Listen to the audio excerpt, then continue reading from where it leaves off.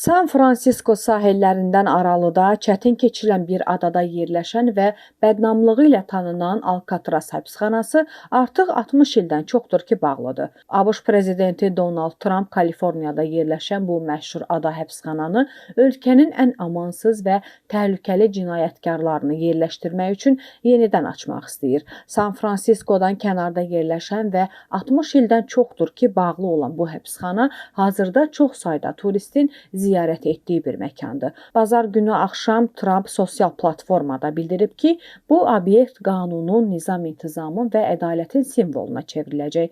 Biz daha ciddi bir millət olduğumuz dövrlərdə ən təhlükəli cinayətkarları tərəddüdsüz həbs edir və onları zərər verə biləcəkləri hər kəsdən uzaqda saxlayırdıq.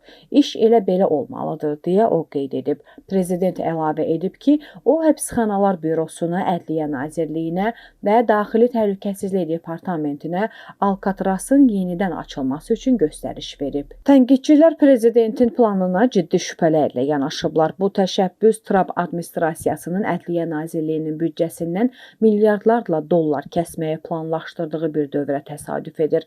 Bu ərazini yenidən təhlükəsiz həbsxanaya çevirmək çox böyük maliyyə tələb edir. Onun işlədilməsi də ucuz başa gəlməyəcək. Alkatraz həbsxanası 1963-cü ildə infrastrukturun dağılması və təchizatın yalnız qayıqla təmin olunmasının yüksək xərc tələb etməsi səbəbilə bağlanılıb.